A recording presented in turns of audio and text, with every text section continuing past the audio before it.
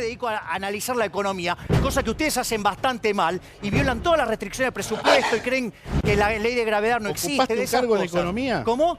¿Ocupaste un cargo en Pero que economía? solo se No, puede no, opinar pero digamos, sobre- o sea, a ver, vamos a esto. Que yo no haya ocupado ningún cargo, ¿sí? Debería ser más Eso no respetuoso. quiere decir, prudente. y no habilita que ustedes hayan hecho las cosas bien. Ustedes las hicieron espantosamente mal. ¿Y sabés lo que te condena? Los datos. Que vos, como todo peronista, no los podés soportar. Sos gorila. Porque te juegan en contra. Sos gorila. Ustedes viven Vos sos de gorila. espalda a los datos. Claro, descalificame. Soy todo lo gorila que quieras. ¿Sabés qué? Los Me peronistas. vivo alimentando a bananas. Pero ¿sabés cuál es el tema? Los Vos peronistas. no podés bancarte los datos, porque ustedes son la decadencia argentina. Y la provincia de Buenos Aires es un caos. Los hospitales son una basura.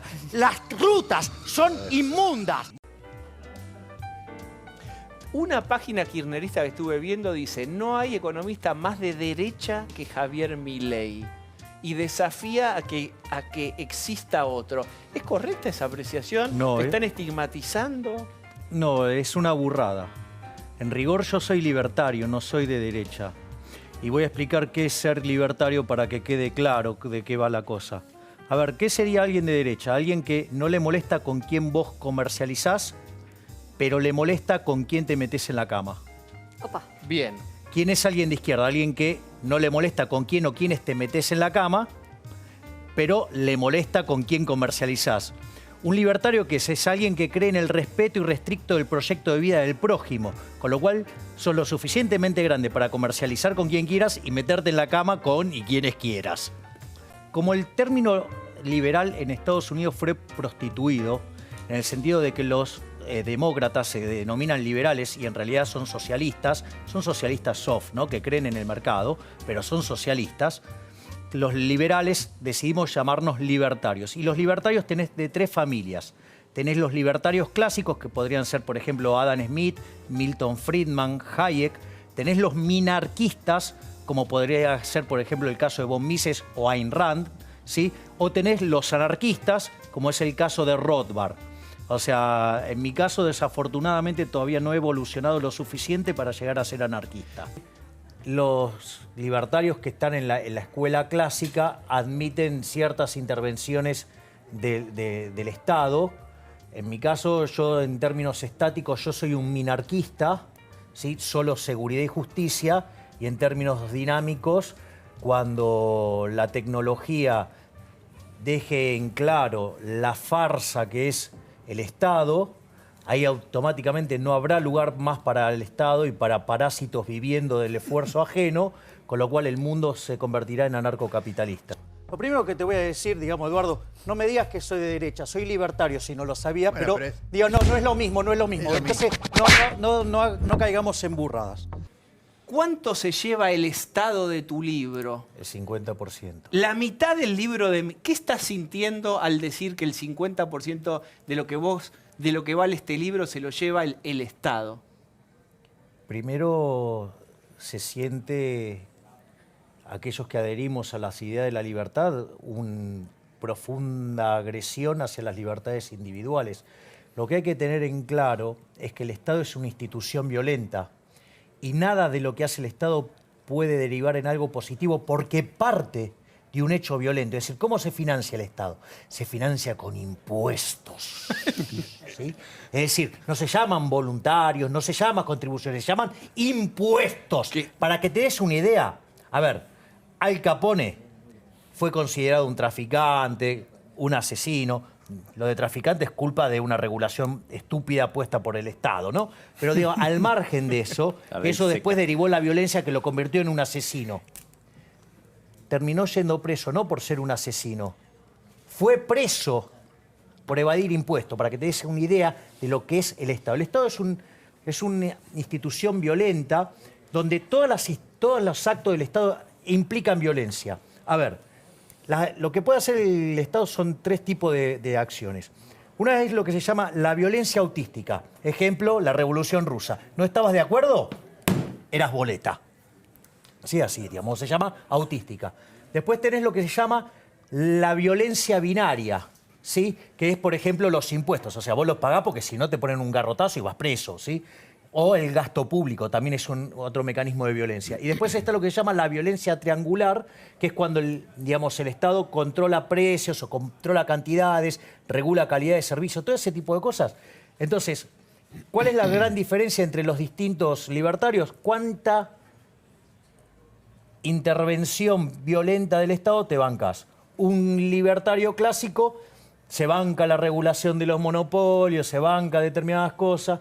Un minarquista quiere solamente seguridad y justicia, y un anarcocapitalista nada de Estado. El 75% se lleva el Estado, ¿sí? Hay otras cuentas que muestran que se lleva el 50%. El 75% de cada sueldo de los que estamos en blanco. Por eso, de los sueldos de todos los que están aquí en el estudio, sí, en blanco. Exacto, de los que estamos en blanco. ¿Se lleva el 75%? Exactamente. ¿Cuántos días por año trabajamos para el Estado? Son 9 meses.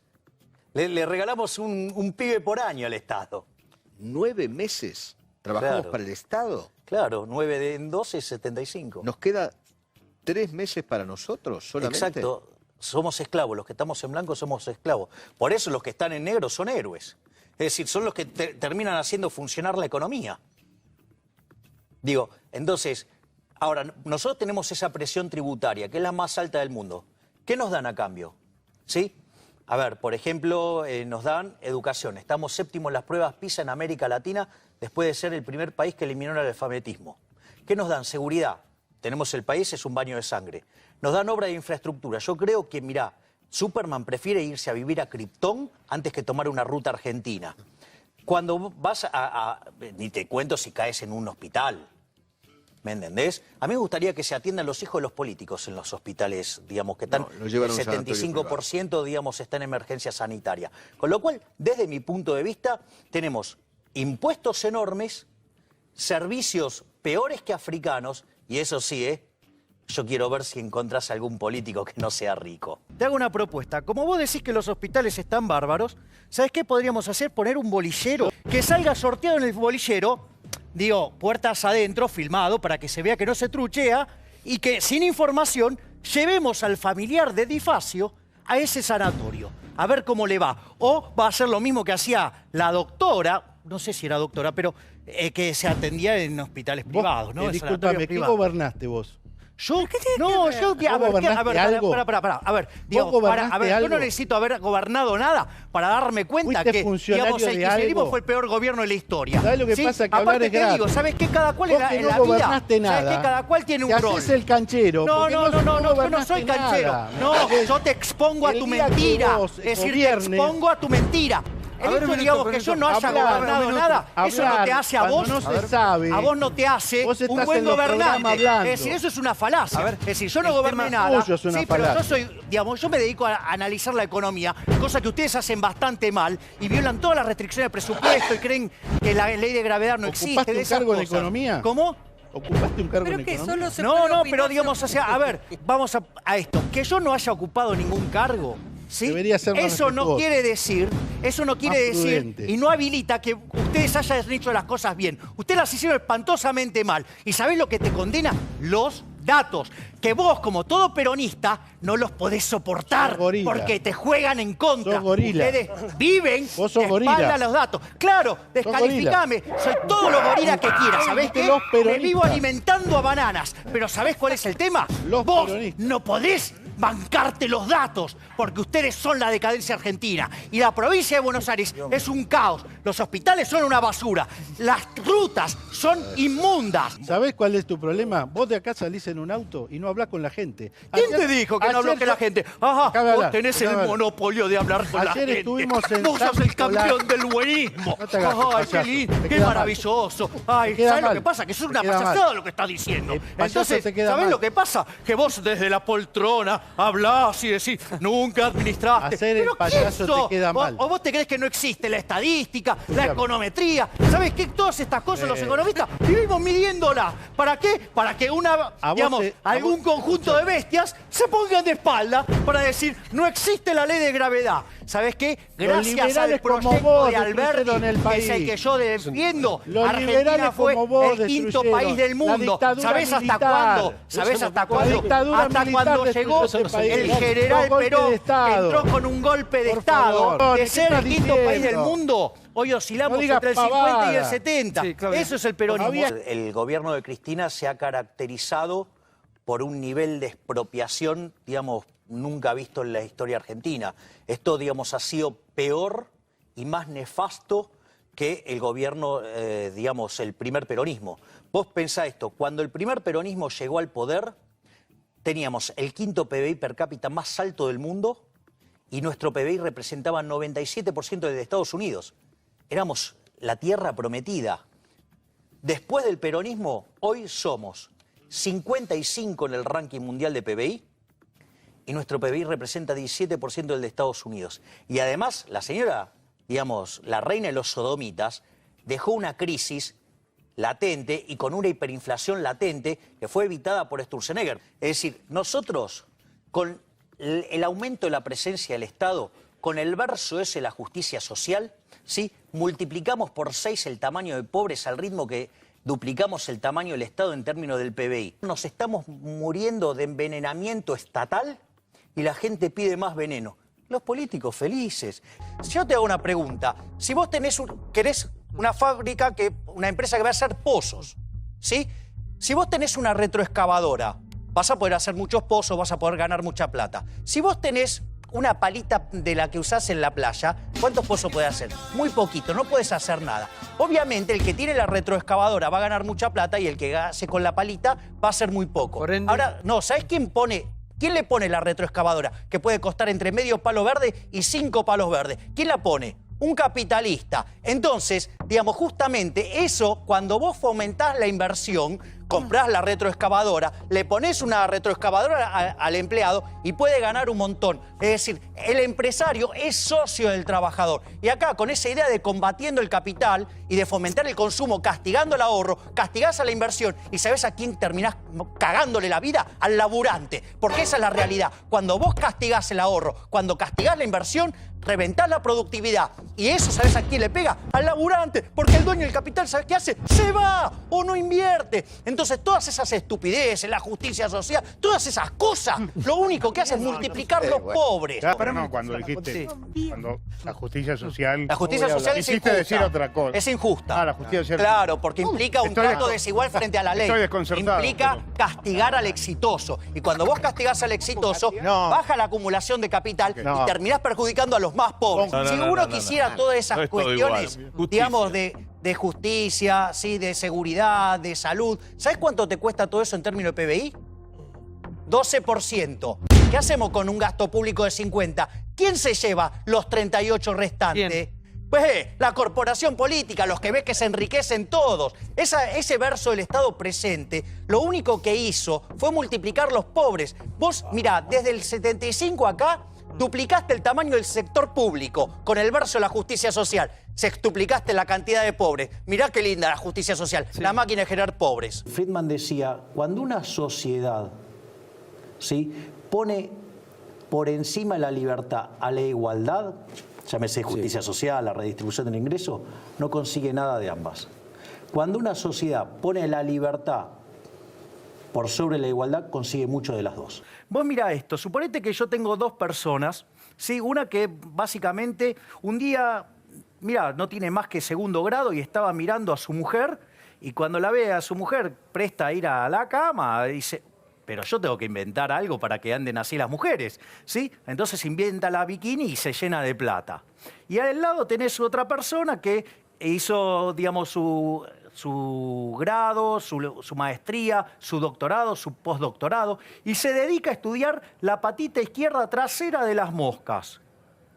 Evidentemente, el mercado, ¿qué es lo que hace? El mercado premia a quien satisface mejor las necesidades de su prójimo, ¿sí? En un contexto, además, que se relaciona con la escasez. Cuanto vos más exitoso sos en satisfacer los deseos de tu prójimo, el mercado te premia y te llena de plata, ¿sí? Entonces, fíjate esto, vos te encontrás con que el que inventó la bikini lleno de plata y el otro, que se mató estudiando, digamos, en una situación pobre, por decirlo de alguna manera. Entonces, supongamos que el hombre de las bikinis tiene 2 autos y este tiene ninguno. Entonces se siente profundamente resentido porque mirá todo lo que estudió y no tiene auto, y el otro tiene 2 autos. Entonces, ¿qué forma puede lograr para hacerse de un auto? Bueno, la primera es buscar algo que satisfaga el mercado y de esa manera conseguir tener un auto. Sin embargo, hay otros mecanismos que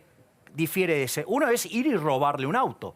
Pero claro, eso es muy feo. Entonces, ¿qué hace? Va y llama al matón del barrio. ¿Para qué? Para que lo intimide al hombre que inventó los bikinis para que le dé un auto a él.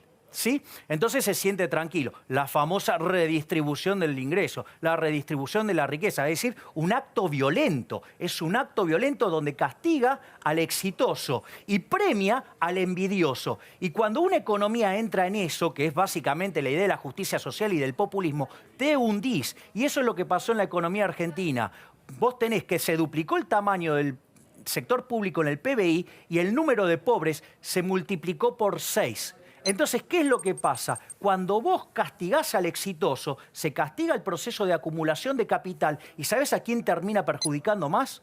A los más vulnerables, porque esos son los que no tienen capital y que necesitan del capital para ser más productivos y tener mejores salarios. Entonces, la redistribución del ingreso lo único que hace es castigar a los más vulnerables. Javier, ¿qué economía tuvo éxito llevando adelante lo que vos planteás? Mirá, el mejor ejemplo lo tenés en Argentina.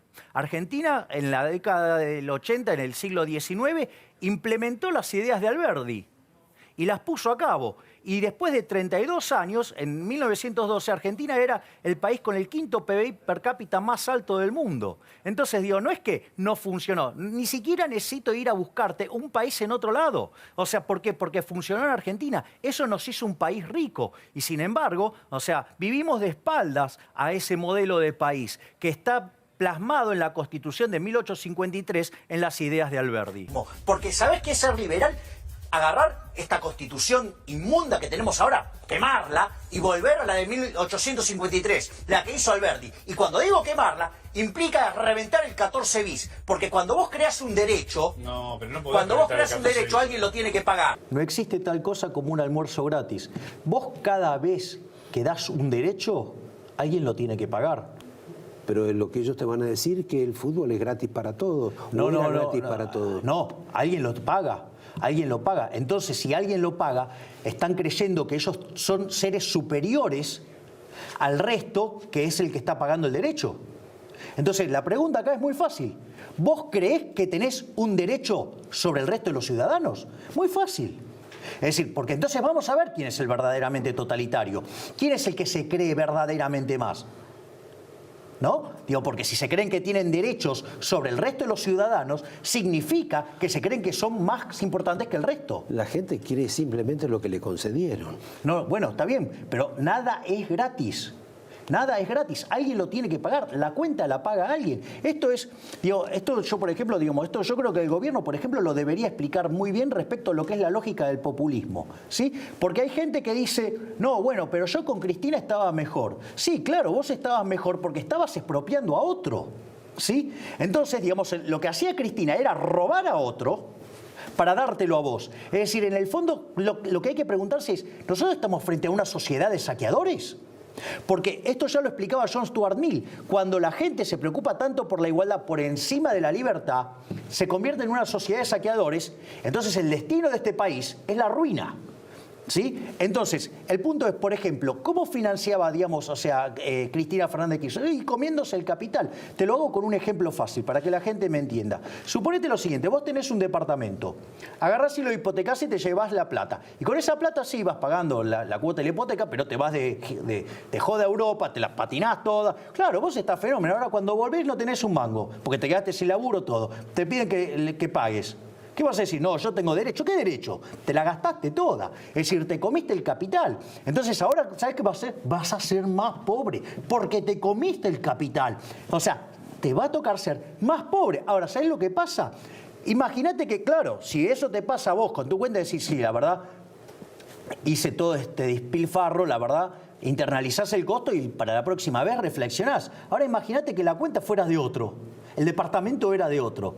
Claro, le parece fenómeno. Ahora, lo que hay que dejar bien en claro, ¿sí?, que eso representa un modelo de sociedad de saqueadores. Con lo cual, te digo, este país, bajo esa lógica, es inviable. Lo único que le queda es ser pobre. Entonces yo te digo, si vamos a un caso de esto, yo propongo, pero lo propongo, a ver, ¿dónde está la cámara acá?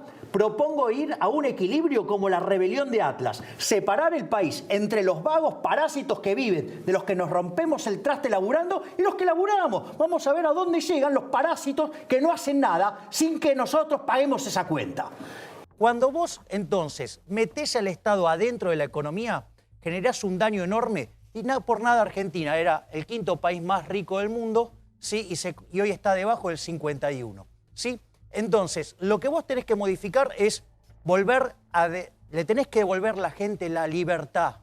Necesitás que el sistema funcione libremente. Tenés que sacarle la bota opresora del Estado de la cabeza a la gente. Y eso es, aquellos países que son más libres son 8 veces más ricos. Vos sabés que aquellos países que son más libres, el decil más pobre de la distribución es 11 veces más rico que el de los pobres. La cantidad de años de vida es 15 veces, son 15 años más. Claro, 15 veces más. Claro, el número de pobres oscila, si son los muy extremos, son 48 veces menos, y si no, son 24 veces menos. Yo, digamos, voy a dar una oposición que claramente no es la de Ricardo. Yo tengo el mayor de los respetos desde lo humano con Ricardo, pero no adhiero a sus ideas. De hecho, sus ideas son las que dejaron 5.000% de inflación en Argentina, niveles de pobreza escandalosos, una decadencia estructural tremenda. Sí, pero no solo eso. Y voy a, digamos, sobre el punto del capitalismo que se hizo, que me parece verdaderamente, absolutamente inapropiado. Eso es toda una fantasía que anda en la cabeza de los políticos, digamos que el poder lo tienen las empresas. Mira, esto es muy simple. ¿Qué pasa si los televidentes de este programa, todos te hacen zapping y no tenés a nadie al otro lado? No des idea. No, pero ¿qué pasa? No, ¿qué pasa? Nos echan. Bien, exacto. Bueno, a un empresario le pasa exactamente lo mismo. Si no logra satisfacer, ¿sí?, a los consumidores con un producto de calidad, sí, con un producto de calidad, con un producto bueno y a un buen precio, quiebra. Pero hay posiciones dominantes, no, pero pará, Javier. ¿sabes lo que estás diciendo? Es una burrada, Johnny. Entonces, digamos, a ver, el problema no hay es posiciones dominantes. No hay monopolio. Yo ahora te voy a explicar para que no digas pavadas. A ver, mira, el tema de los monopolios, hay dos tipos de monopolios. Tenés un monopolio que es un monopolio legal, que es cuando el gobierno le otorga la licencia a algo, y eso sí, ese es un monopolio malo, ¿sí? Pero es fruto de la intervención del Estado. Después está el monopolio que surge de una empresa que se quedó sola, que compitiendo contra todas, ¿sí?, ofreciendo un producto de mejor calidad y de mejor precio, las venció a todas, satisfaciendo a los consumidores. Esos no son malos, esos son héroes. De última, si les molesta que haya un monopolio de índole legal, que revisen la acción del Estado. Porque en el fondo, siempre la madre de todos los males es lo que ustedes defienden, y vos también, que es el cáncer llamado Estado. Para mí el origen de la corrupción es el Estado. Y voy a explicar por qué. Porque si vos, por ejemplo, sos un empresario y tenés corrupción en tu empresa, suponete que tú tenés compradores, ¿sí?, que compran insumos para que vos después transformes en productos. Y es un corrupto tu comprador, vos vas a estar pagando más caro por tus insumos. Y en un mercado competitivo, ¿sabés qué pasa? Ganás menos plata y quebrás. Es decir, los incentivos de los empresarios es a eliminar la corrupción, porque si no lo hacen, quiebran. ¿Cuándo, digamos, el incentivo del empresario es distinto? Cuando vos tenés un Estado muy grande, ¿sí?, ¿sabés qué descubre? Que es mucho más fácil hacer un negociado con una persona sola que servir a los consumidores. Y ahí se entonga con el Estado y ahí aparece la corrupción. Entonces, ¿vos crees la corrupción nace de la presencia del aparato represivo del Estado. ¿Sabes por qué? Porque un empresario, ¿sabes qué?, tiene que ganarse el favor del consumidor para tener ingresos. En cambio, el Estado se financia con una fuente compulsiva, que son los impuestos. Entonces, no funciona igual la lógica. Hagamos con los limones que no nos compran una gran limonada. y vendamos la limonada, los millones de dólares que se llevan con la Coca-Cola van a quedar acá. Vamos a ser los mejores alumnos. El mundo es otra cosa. Una pregunta. A ver, por favor, una pregunta. Sí, a ver. ¿No? Digamos, ¿y la pérdida de bienestar de aquellos que quieren tomar Coca-Cola y el señor no lo va a dejar? O sea, digo, lo que no se dan cuenta, que cada vez que hacen una intervención de estas características, ¿sí? En realidad, el que más se hace daño es el que aplica la intervención. Es decir, cuando vos cerrás la economía, el que se perjudica, ¿sí? Es el que se cierra. Es decir, no por nada los países más abiertos son 9 veces más ricos que los que están cerrados. Entonces eso del defienda el trabajo argentino, eso la verdad que es una fantochada que lo único que hace, ¿sí? Es hundirnos en un sistema, digamos, fascista que cada vez nos lleva más atrás y nos empobrece más. Porque además, de vuelta, si alguien quiere tomar Coca-Cola y vos le querés prohibir la Coca-Cola para ponerle limón o lo que vos quieras, eso también es una pérdida de bienestar. Es decir, le estás jodiendo la vida a ese tipo. Es decir, ¿quién es él para decidir qué puedo tomar o no puedo tomar? Pero aparte, a mí me encanta la Coca-Cola y yo tengo todo el derecho a tomar Coca-Cola. Claro, es esto de la cadena de valor, que es, digamos, es una discusión de brutos que se resolvió, digamos, en 1871 con un economista que se llamó Menger, ¿sí? Los precios, ¿sí? Los determina el consumidor, ¿sí? Que es el que paga o no un precio. Cuando el empresario recibe esa plata, después paga por los insumos. Ahora, ¿qué es lo que pasa? Cuando el empresario recibe la plata, el 50% son impuestos. Con lo cual, para ir pagando hacia atrás, el que viene atrás cobra 25, el que le sigue 12,5, el que sigue 6,25. Por eso vos ves la diferencia. ¿Sabés dónde está el cáncer?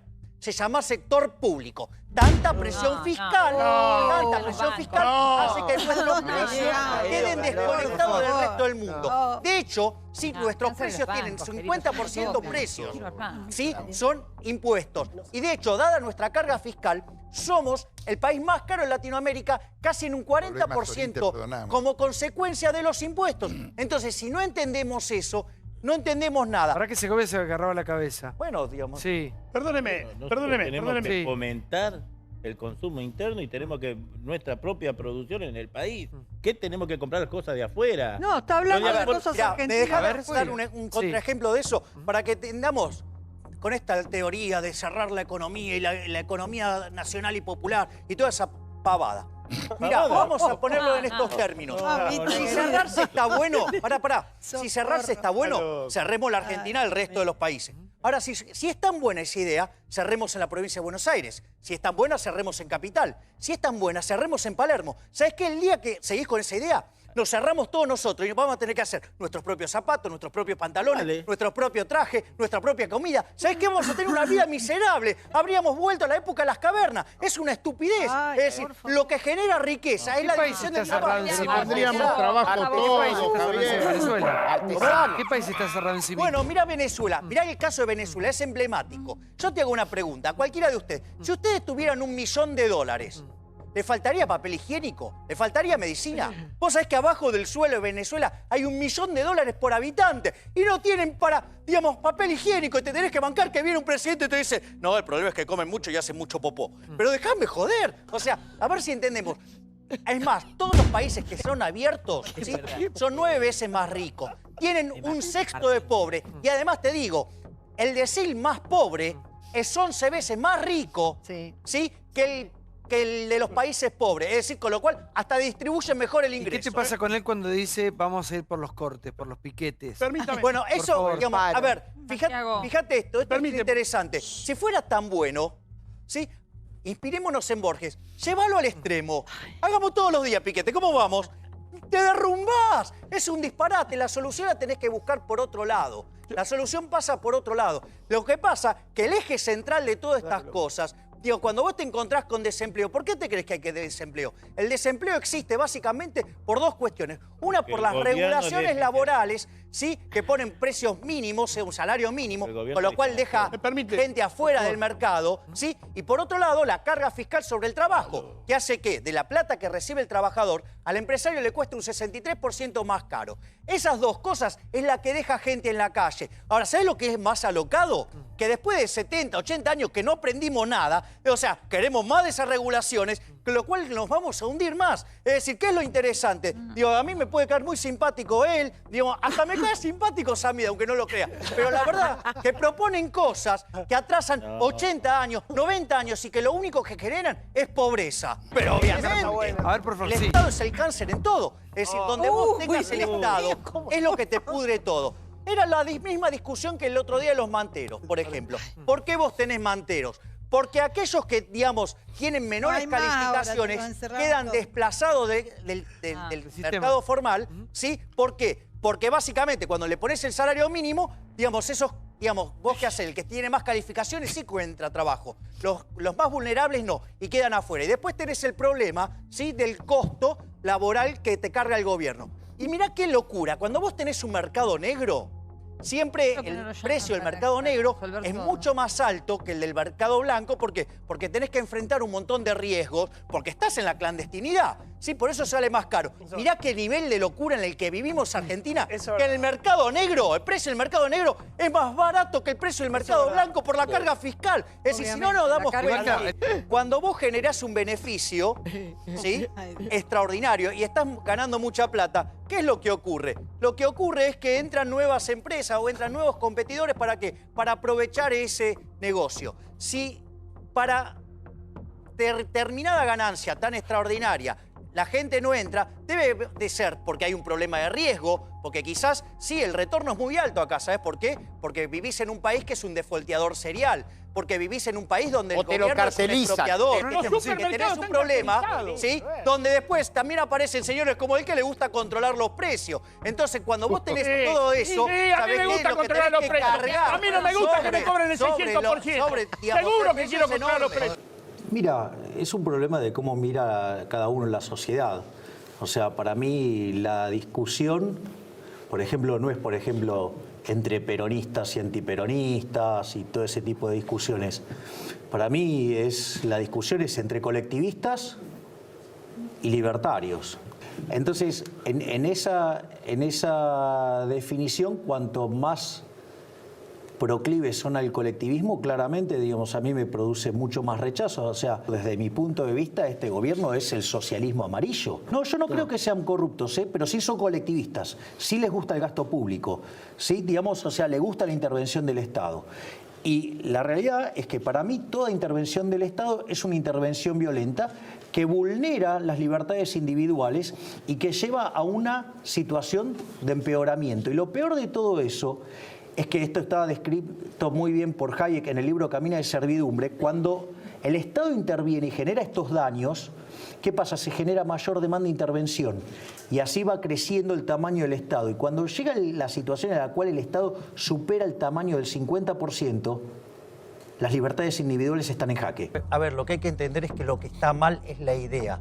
La idea va a funcionar mal hasta con la Madre Teresa de Calcuta. O sea, el socialismo solamente puede funcionar si el que está en la poltrona es Dios. Y no es Dios porque ni es ni omnisciente, ni omnipotente, ni omnipresente. Entonces, ¿por qué falla el socialismo? Lo que hay que entender es por qué el socialismo siempre falla y por qué después deriva en acciones violentas. Básicamente, el sistema socialista falla por 4 elementos. En primer lugar, porque es imposible que exista la información que vos puedas sacarla de todos los agentes de la economía y la pueda procesar una sola persona. Es imposible. ¡Es imposible! Eso es el primer punto. El segundo punto es que mucho de la información tiene que ver con el know-how. Es como que yo le pida a Michael Jordan que me diga cómo se hace la volcada y te diga, toma, Santiago, hacela. No la vas a poder hacer. El tercer problema que tiene el socialismo es que el proceso de mercado es un proceso dinámico donde se va descubriendo, ¿sí?, en cada una de las transacciones. Entonces, ¿qué es lo que pasa? Cuando se genera la información, el órgano rector siempre llega tarde. Y lo que es peor de todo, digamos, que es la contradicción que termina cayendo el socialismo, porque para que pueda funcionar, tiene que dejar que el mercado actúe, no interactuar. Ahora, entonces, ¿para qué controla? Entonces llega una contradicción que es... Y lo que termina generando siempre pasa lo mismo. Genera escasez, genera pobreza, genera violencia. ¿Por qué? Porque es la única forma de controlarlo. Y en cada lugar donde puedo dejo bien claro que este no es un gobierno liberal. A ver, vos fijate lo que fue la tapa de los diarios del fin de semana. Están hablando de hacer acuerdo con los formadores de precios. Vamos, ¿Eso qué tiene de liberal? Eso no tiene nada de liberal. Conmigo metete con mi vieja, pero no se te ocurra tocar los precios porque son sagrados, es un mecanismo de transmisión de información. ¿Cómo, digamos, vas a tener un político tocando eso? Jamás. O sea, es más, te diría, ¿qué hay de la reforma fiscal? Es todo un mamarracho. Un liberal no está a favor del déficit fiscal. Este gobierno tiene el segundo déficit fiscal más grande de la historia. Es más, va por una opción gradualista que siempre en la historia argentina terminó mal. Para mí lo de ayer es la postal deplorable de un país que inexorablemente tiene destino de país africano. Cuando vos mirás cada una de las reflexiones de y los índices distintos... están parecidos, te digo. No, digo, tenemos más para seguir cayendo. A ver, cuando yo lo miro a Marcos Peña y hacer gala del gradualismo, sí, algo que fracasó siempre en Argentina y fracasó en todos lugares del mundo, o sea, tengo claro que la política fiscal argentina nos lleva de vuelta a otra crisis. Por otro lado, cuando la escucho a Cristina Fernández de Kirchner es... quiero volver para llevarlos al caos que es Venezuela. Es decir, es repetir la receta de 70 años de fracaso y decir, no, lo voy a hacer bien. La fatal arrogancia que hablaba Hayek. Un desastre. Todos estos nos van a volver pobres. Dos cosas. La primera le voy a contar a la diputada Donda que Suecia quebró a finales de los 80 con un 75% de presión fiscal. La bajaron a menos del 40%. Hicieron reformas pro mercado y, digamos, lidera los índices de libertad económica, con lo cual, si supiera lo que tiene ese socialismo, ni lo nombra, porque no lo podría aceptar. Después, digo, si hay un cáncer, digo, claro, tenemos mucho socialismo en este país, pero quiero ir sobre lo que dijo Amadeo. Digamos, Amadeo habla, digamos, del gradualismo, ¿sí? Yo te explico que todos los planes de estabilización desde el 52 en adelante de shock, salvo el del 59, fueron expansivos y todos los gradualismos terminaron mal. Y este gradualismo que propone Cambiemos va a necesitar 10 años de ajuste, por lo menos, hasta estabilizar la relación deuda-producto en 75%. Y a un emergente no le prestan más de 55%. ¿Sabés qué quiere decir? Eso se llama piña. Sí, con lo cual, ¿sabés qué? No, ¿sabés qué? El costo va a ser cuando nos peguemos la piña. ¿Sabés qué? Cuando nos corten el financiamiento y nos peguemos la piña, guardá este video y lo quiero ver a Amadeo. Voy a discutir esto con Amadeo. Cuando nos peguemos la piña, digamos, con tu gradualismo. Dale. Mira, desde mi punto de vista, Cambiemos tenía un ministro con un programa económico consistente que era Melconian. Y sin embargo decidieron ir por esta solución socialista, digamos, y de fuerte intervención y de gran cobardía para llevar las reformas a cabo. O sea, vos, por ejemplo, podrías haber hecho un corte del gasto público de 7, 8 puntos de forma abrupta, sin que tenga impacto social, ¿sí? Y sin que produzca daño sobre la gente, ¿sí? Y sin embargo no lo hicieron. Entonces yo no sé si es que no son idóneos, no sé si es que no tienen coraje o no sé si es la conjunción de las dos cosas. Y después obviamente tienen un sesgo ideológico que evidentemente perjudica, ¿sí?, al desempeño de la economía. Y te digo algo que es peor. Encima de la gente tiene el arco tan corrido a la izquierda que cree que este gobierno es liberal. Eso es patético, porque esta sociedad, ¿sabes qué es lo peor de todo? Nos estamos muriendo envenenados de socialismo y pide más veneno. Entonces, la realidad es, este país, así como va camino a la pobreza. Yo veo al Titanic que va camino al iceberg y lo veo a Marcos Peña gritando, dale, dale, que rompemos todo y aumentamos la producción de cubito. Mi experiencia a la luz del 75, a la luz del 82, repito, un programa muy parecido a este. Sí, aparte, escuchen a Martínez Dios hablando del gradualismo, es exactamente igual que este gobierno.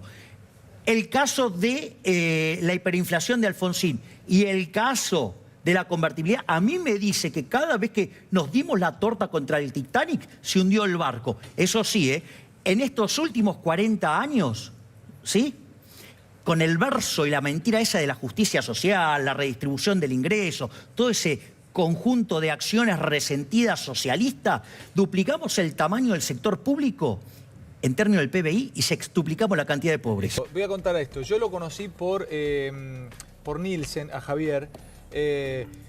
a mí me pone muy contento la ascendencia que tenés en mucha gente. Te quieren, ya sos trending topic, de verdad. Te quieren, los pendejos te quieren los pibes. Lo quieren mucho. Mi hijo te ama, Nahuel te ama, pero te dice, Javier Milei te ama. Hay mucha gente que te quiere y yo mirá, vos tenías condiciones. Pero yo soy el tipo que te puso Juan primero. Sí, no hay duda. Vos sabés que yo esto cuando doy las conferencias, yo lo llamo error tipo 2. O sea, hay dos tipos. Está el error tipo 1, que es cuando haces todo bien y te sale mal. Y el error tipo 2 es cuando haces todo mal y te sale bien. A ver, economista, ¿sí? Además, economista matemático. Claro. Y encima liberal. Te traje de regalo un libro que se llama Camino de Servidumbre. Es un intelectual, Milei, ¿eh? Es un tipo Camino de Servidumbre. Dámelo. Que es de von Hayek, ¿sí?